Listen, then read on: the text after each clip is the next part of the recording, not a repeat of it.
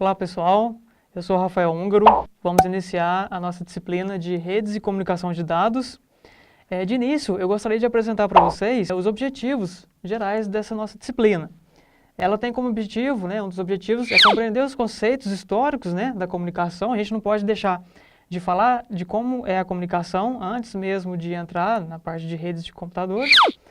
Vamos compreender os conceitos básicos de redes de computadores, Vamos conhecer os tipos, classificações das redes. Vamos conhecer também o modelo OSI e o modelo TCP/IP. Vamos passar também pela topologia de rede e conhecer os principais serviços que são oferecidos pela rede de computadores. A comunicação nada mais é do que a transmissão da informação de uma pessoa para outra, ou seja, quando eu quero transferir uma informação, uma mensagem para uma outra pessoa, esse processo se chama comunicação. Esse processo pode ocorrer de diversas formas. Eu estou falando nesse momento do mundo real, tá? A nossa comunicação entre pessoas mesmo, assim, no mundo real. Ela pode ocorrer através da fala, através de gestos, expressões faciais, expressões corporais e às vezes até uma reprodução de som, Elas podem ocorrer dessa forma. Vocês podem ver na imagem aí, coloquei alguns emoticons. Observe o seguinte. Quando você olha para eles, é possível perceber o que cada um está exibindo de mensagem ali. Você olha para uma carinha que tem uma lágrima, você vê que é uma carinha que está mais triste, você consegue identificar essas informações só de olhar para a imagem. Isso ocorre devido a um padrão. No subconsciente nosso, a gente consegue identificar esse padrão. Logicamente, se a gente for aprofundar nesse assunto, tem toda uma ciência envolvida, que a gente consiga explicar isso em mais detalhes. Mas, resumidamente, a gente consegue identificar o padrão que está na expressão facial daquela pessoa ou daquele desenho, e, através disso, a gente consegue ver se ela está triste, se ela está feliz, consegue identificar a reação dela. Então, isso a gente pode entender como sendo protocolos, Porque na rede de computadores, as redes utilizam os protocolos para se comunicarem. Então, esses protocolos são os padrões que ela utiliza para identificar para onde um dado vai, para quem que é o destino, quem que é o emissor daquela informação. Nessa outra imagem, vocês podem observar, um exemplo simples do que pode acontecer numa falha de comunicação, Logicamente que é uma ilustração bem simples, mostrando dois personagens aí, passando por um momento, mas é só uma analogia mesmo que a gente está fazendo para vocês entenderem o que pode acontecer numa rede de computadores caso a comunicação falhe, A gente tem aqui dois pinguins, que estão ali, um está no gelo, o outro está nadando ali, e o outro um fala para o outro, o que foi? O outro responde, nada. No quadro abaixo, ele fica em dúvida, o que ele quer dizer que nada, não aconteceu nada, mas ele está me olhando, E logo abaixo, no outro quadro, no terceiro quadro, aí você pode perceber que está vindo uma baleia atrás dele capturar, e o outro estava simplesmente falando para ele nadar para ele sair daquele local para não morrer, Então o outro não entendeu, então houve uma falha na comunicação nesse momento. Então o que aconteceu, Hipoteticamente aqui o pinguinzinho morreu porque houve uma falha nessa comunicação. Então as redes de computadores, também a interação humana, em alguns momentos acontecem essas falhas. Então é importante tratar isso, tentar identificar, tá? É só para vocês entenderem um pouco desse contexto. Vamos falar agora um pouco sobre a história da comunicação. Bem lá no início, da Idade da Pedra, não existia, obviamente, um padrão bem definido de como que deveria ser a comunicação, como que ela deveria acontecer. Então, os humanos da época, pelo que a gente tem de registro histórico, eles usavam os sons da natureza. Eles reproduziam os sons da natureza para tentar se comunicar de alguma forma. Os sons que eram ouvidos ali por pássaros, por outros animais, eles tentavam reproduzir aquele som ali e tentavam comunicar um com o outro. A arte rupestre foi uma forma de comunicação que o ser humano conseguiu criar.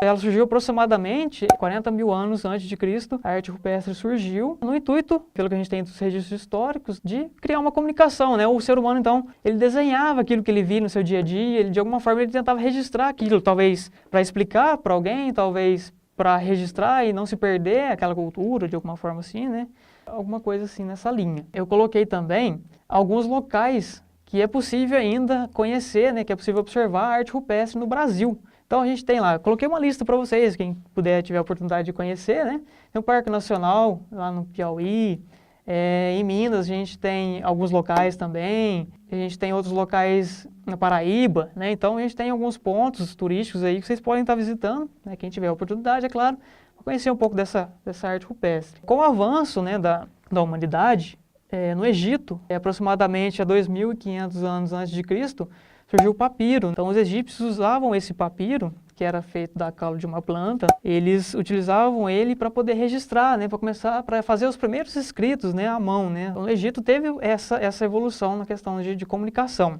A gente teve depois, ainda no Egito, um conceito parecido com o correio que a gente tem hoje. Então eles utilizavam uma forma de transportar mensagens em todo o território ali do Egito para trocar informações entre figuras principais ali da sociedade. Então começou a se ter uma certa melhoria, né? E se a gente for parar para pensar, uma melhoria até bem grande, assim, com relação à comunicação, né? A troca de informação, de conhecimento ali. Uma outra questão também, que vocês podem estar olhando aí na imagem que eu coloquei, o telégrafo também, existem vários formatos de telégrafo, mas eu queria destacar aqui o telégrafo de tochas, que ele era utilizado na época para comunicação entre as províncias, né? Então as províncias comunicavam através desses telégrafos. Ele funcionava basicamente com emissão de luz. Tinha, logicamente, um certo padrão, né, de sequência de luzes ali que conseguiam transmitir uma certa mensagem. Às vezes elas eram utilizadas até para criar conflito, né, um momento de guerra ali entre as províncias,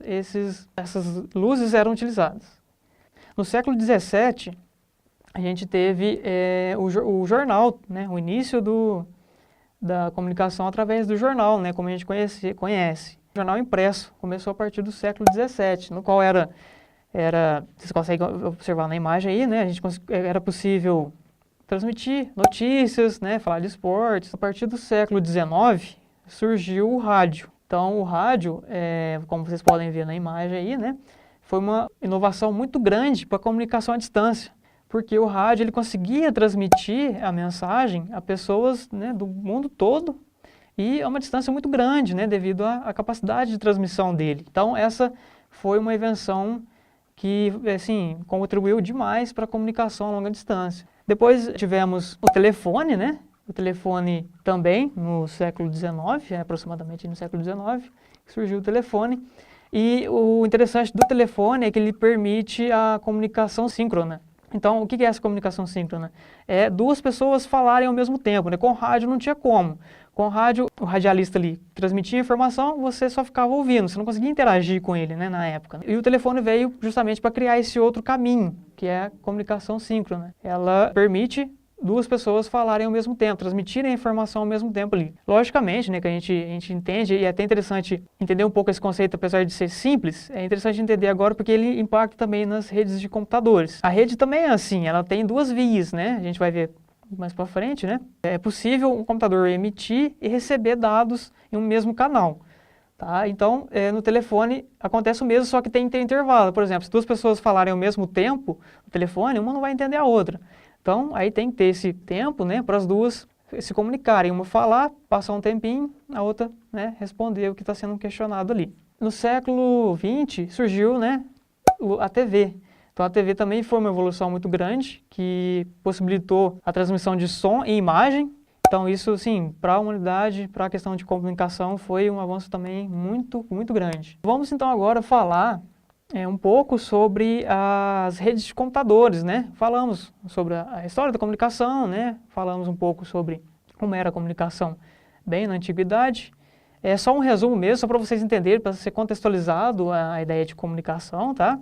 Então, as redes de computadores, né, apesar de, na década de 60, a rede telefônica ainda ser uma das maiores redes de comunicação, os computadores estavam evoluindo. E com essa evolução, as pessoas perceberam a importância de interligar esses computadores. Então, com isso, surgiu o desenvolvimento da comutação de pacotes, né? Veremos nos slides à frente o que é, em detalhes, né, a comutação de pacote. Então, 3 grupos de pesquisadores que começaram a desenvolver, né, um grupo não conhecia o trabalho do outro, né, nem se conheciam, na verdade. Então, os 3 começaram a desenvolver e criaram essa comutação de pacotes para poder conectar os computadores que existiam na época. Temos a comutação de circuito, né? Vamos falar um pouco agora sobre a comutação de pacotes e a comutação de circuitos. A comutação de circuitos, ela é caracterizada principalmente por alocar o recurso durante toda a transmissão. E o tráfego das informações são constantes, ou seja, vocês podem perceber na imagem aí do slide, a comutação de circuitos, como que ela funciona. Quando um telefone vai comunicar com o outro, no caso, vamos pegar um exemplo de um telefone, né? Ele precisa ter aquela linha dedicada. Então, aquela linha precisa estar totalmente dedicada para que aqueles 2 dispositivos telefônicos se comuniquem. Então, se algum outro telefone ligar para um dos 2 que estão conectados, vai dar ocupado, não vai conseguir comunicação, porque os 2 ainda estão usando a linha. Então, a diferença é basicamente essa entre a comutação de circuitos e de pacotes. A comutação de circuitos, ela se caracteriza, então, por esses itens. Estabelecer uma conexão dedicada e essa conexão dedicada transmite informação o tempo todo. E temos também a comutação de pacotes, que é o que a gente viu anteriormente. A comutação de pacotes permite a troca de mensagens entre dispositivos eletrônicos. A mensagem pode conter qualquer coisa que estiver definido no protocolo da comunicação, tá? Vamos ver mais à frente o que é protocolo. Mas protocolo, como a gente viu, de forma resumida, é padrão a ser seguido para que comunicação exista. Por exemplo, eu não consigo me comunicar usando a linguagem português com uma pessoa que só fala inglês, por exemplo. Então, não tem um padrão entre nós dois, então não vamos conseguir nos comunicar. Até que um de nós aprenda uma língua comum e consiga seguir os padrões e assim acontecer a comunicação. E a computação de pacotes permite também a fragmentação, né? Ela consegue fragmentar os dados em pacotes menores, né? E enviar esses pacotes. Na imagem aí, vocês conseguem perceber, né? Como que a computação de pacotes funciona. E a diferença dela também, o interessante dessa computação de pacotes é que ela não necessariamente precisa ter uma linha dedicada. Ela pode usar a linha de comunicação só enquanto existir a comunicação. Quando a comunicação se encerrar, a linha também encerra a conexão e ela fica disponível para outros computadores utilizarem. A gente falou, né, dessas questões de computação de pacotes, de circuitos. E vamos entrar um pouco agora na história da ARPANET, né? A ARPANET foi o projeto que originou a internet como conhecemos hoje, né? Eu falei um pouco dos circuitos, né, para vocês entenderem como que funcionava também os telefones, né, na época, né, que antigamente era só a linha de telefone, né, que tinha a comutação de circuitos, e que agora temos a comutação de pacotes. Então, com esses dois conceitos também, vocês vão conseguir entender os assuntos a seguir. A ARPANET, que foi quem deu origem a toda a rede que conhecemos hoje, ela se iniciou em 1969. Ela era de uso militar. Então, os militares, eles interligavam os centros de pesquisa às bases militares, para poder conseguir ali uma comunicação e a troca de informação ali do centro de pesquisa. E na época, né, como eu comentei com vocês, que existiam as linhas telefônicas dedicadas, eles adaptaram elas para que elas conseguissem trocar informações entre os computadores. Então, as linhas telefônicas foram adaptadas para isso. Na década de 70, ela teve uma expansão muito grande, a ARPANET. Ela tinha um protocolo chamado NPC, que é Network Control Protocol. Então, ela tinha esse protocolo, esse padrão de comunicação. Como ela expandiu muito para o padrão que ela usava, né? Como ela foi projetada para poucos computadores, ela não suportava muitos dispositivos conectados. Então, teve que haver uma troca no protocolo. Então, o protocolo passou a ser o TCP/IP, que muitos já conhecem hoje, né? Isso aconteceu em 1983. Vocês podem ver na imagem aí o quanto a ARPANET cresceu, né? A gente olhando assim, parece que é pouca coisa, né? Não é tão grande assim. Minha empresa tem uma rede desse tamanho. Cada itemzinho desse aí seria um centro militar, né? Conectado a um dos centros de pesquisa. Então, quando ela chegou a se expandir tanto, assim, foi necessário a troca do protocolo. Então, pessoal, vamos fazer uma pequena pausa nesse momento e vamos, na próxima aula, falar sobre o projeto Minitel. Grande abraço, até mais.